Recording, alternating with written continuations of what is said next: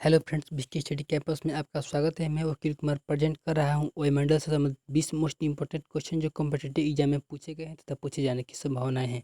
दोस्तों, यदि आप मेरे चैनल पर नए हैं तो चैनल को सब्सक्राइब कर लीजिए और बेल आइकन प्रेस कर लीजिए ताकि आने वाली नोटिफिकेशन आपको समय समय पर मिलती रहे। चलते हैं क्वेश्चन पे। सबसे पहले फिगर के माध्यम से थोड़ा हल्का समझ लें, उसके बाद हम क्विज के बारे में बात करेंगे। तो बता दूं कि वायुमंडल को 5 भागों में बांटा गया है, जिसमें पहला है ट्रोपोस्फीयर जिसे क्षोमंडल कहते हैं, दूसरा है स्ट्रेटोस्फीयर जिसे समताप मंडल कहते हैं, तीसरा है मेसोस्फीयर जिसे मध्यमंडल कहते हैं, चौथा है थर्मोस्फीयर जिसे आयनमंडल कहते हैं, पांचवा है एक्सोस्फीयर जिसे वायुमंडल कहते हैं। वायुमंडल को वायुमंडल भी कहते हैं तथा क्षोमंडल को समान भी कहते हैं। इसकी ऊंचाई की बात करें तो क्षोमंडल की ऊंचाई ध्रुवों पर 8 किलोमीटर होती है, जबकि विषुवत रेखा पर 18 किलोमीटर होती है। इसकी औसत ऊंचाई की बात करूं तो औसत ऊंचाई कितनी होती है? 14 किलोमीटर होती है। दूसरा है समताप मंडल। समताप मंडल की ऊंचाई 18 से लेकर कितने होती हैं? 50 किलोमीटर तक होती है। मध्य मंडल की ऊंचाई 50 से लेकर 80 किलोमीटर तक होती है। आयन मंडल की बात करूँ तो आयन मंडल की ऊंचाई 80 से लेकर 640 किलोमीटर तक होती है, जबकि वायुमंडल की ऊंचाई 640 से एबव होती हैं। ओके, अब सीधे हम लोग इसके बारे में क्विज की डिस्कस करेंगे। क्विज से चलते क्विज पे। तो क्विज का पहला क्वेश्चन है कि निम्नलिखित में से कौन सी गैस वायुमंडल में सर्वाधिक मात्रा में उपस्थित होती है? इसका राइट आंसर है बी, नाइट्रोजन। 78% 78% क्या होती हैं? वायुमंडल में उपस्थित होती हैं। जबकि अगर आर्गन की बात करूँ तो आर्गन होते हैं 0.93%। अगर ऑक्सीजन की बात करूँ तो 20.93% होता है, इसे 21% भी कह सकते हैं। कार्बन डाइऑक्साइड की बात करूँ तो कार्बन डाइऑक्साइड 0.03% पाया जाता है। अगला क्वेश्चन है कि नीचे दिए गए कथनों को ध्यानपूर्वक पढ़िए। इसमें पहला कथन है कि इसमें संस्तर में धूल कण तथा जलवाष्प मौजूद होते हैं। दूसरा है इस संस्तर में मौसम में परिवर्तन होता है। तीसरा है जैविक क्रिया के लिए संस्तर सबसे महत्वपूर्ण है।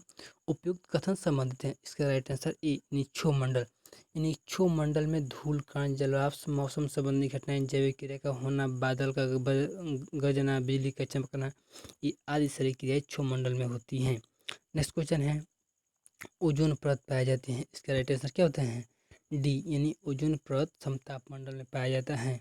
दोस्तों बता दूं कि ओजोन परत से 2-3 क्वेश्चन आता है। तो यहाँ से बता दूं कि ओजोन परत की मोटाई दिन प्रतिदिन कम होती जा रही है। इसका मुख्य कारण है CFC गैस का होना। CFC गैस का होना यानी क्लोरोफ्लोरोकार्बन गैस का होने के कारण इसकी मोटाई क्या हो रही है? कम होती जा रही है। तो इसकी बात करूँ कि ओजोन परत की मोटाई नापने की जो यंत्र है उसे डाप्सन कहते हैं। बता दो ओजोन परत क्यों हमारे लिए इम्पोर्टेंट है। तो सूर्य से आने वाली पराबैंगनी किरणों को अवशोषित करती हैं और कैंसर जैसी महान बीमारी होने से करती हैं, हमें बचाती हैं। ओके,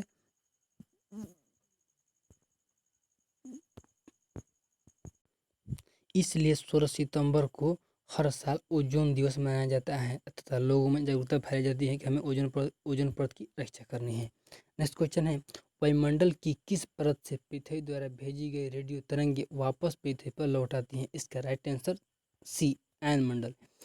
आयन मंडल में पृथ्वी द्वारा भेजी गई रेडियो तरंगें पृथ्वी पर वापस लौट आती हैं। अगला क्वेश्चन है कि पृथ्वी के वायुमंडल का कितना प्रतिशत भाग 29 किलोमीटर की ऊंचाई तक पाया जाता है? इसका राइट आंसर डी, यानी कि 97% भाग 29 किलोमीटर ऊंचाई तक फैला होता है। अगला क्वेश्चन है वायुमंडल का सर्वाधिक अस्थायी तत्व है। इसका राइट आंसर डी, जलवाष्प। यानी जलवाष्प 0 से कितने होते हैं? 4% तक होता है। तो वायुमंडल का सर्वाधिक अस्थायी तत्व क्या जलवाष्प होता है। अगला क्वेश्चन है कि मेघ गर्जन वायुमंडल की किस परत में होता है? इसका राइट आंसर सी, यानी क्षोभमंडल। यानी क्षोभमंडल में मेघ क्या होता है? गरजता है। अगला है समुद्र तल पर औसत वायुदाब कितना होता है? इसका राइट आंसर बी, यानी कि 1013.25 मिली बार होता है समुद्र तल पर औसत वायुदाब। अगला क्वेश्चन है कि वायु दाब प्राय सर्वाधिक होता है जब वायु ठंडी और शुष्क होती है तो वायु दाब प्राय सर्वाधिक होता है। इसका राइट आंसर ए। अगला क्वेश्चन है कि हवाई जहाज प्रायः किस परत में उड़ाया जाता है? इसका राइट आंसर है डी, यानी कि समताप मंडल में हवाई जहाज उड़ाने के लिए आदर्श माना जाता है। अगला क्वेश्चन है कि वायु दाब में अचानक आने वाली कमी निम्न में से किसका सूचक होती है? इसका राइट आंसर बी, यानी तूफानी मौसम का। वायु दाब में अचानक आने वाली कमी तूफानी मौसम का सूचक है।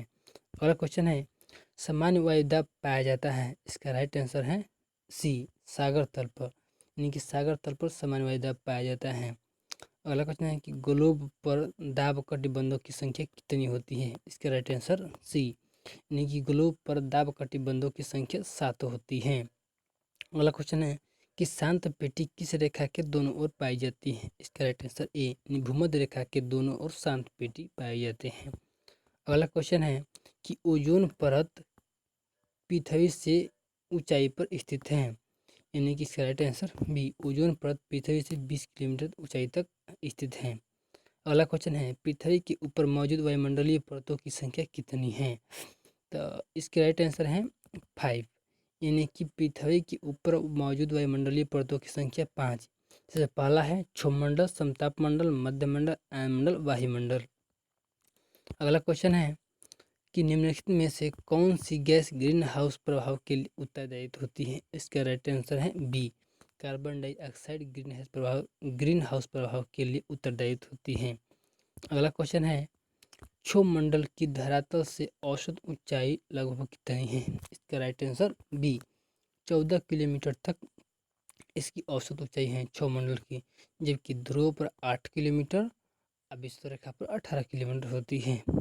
अगला क्वेश्चन है कि वातावरण में सबसे ज़्यादा ओजोन का संकेंद्र कहाँ होता है? वातावरण में सबसे ज़्यादा ओजोन का संकेंद्र कहाँ होता है? समताप मंडल में, हल्का फुल्का क्षोभमंडल में भी होता है, लेकिन सबसे ज़्यादा किसमें होता है? समताप मंडल में। अगला क्वेश्चन है कि किस ऋतुओं में क्षोभमंडल की ऊंचाई में वृद्धि होती है? ये क्षोभमंडल नहीं है दोस्तों, ये क्षोभमंडल है। क्षोभमंडल में क्षोभमंडल की ऊंचाई में वृद्धि होती है। इसका राइट आंसर क्या है? बी, यानी ग्रीष्म ऋतु में क्षोभमंडल की ऊंचाई क्या होती है? वृद्धि होती है। दोस्तों आज की वीडियो में इतना ही रहने देते हैं। Thank you for watching.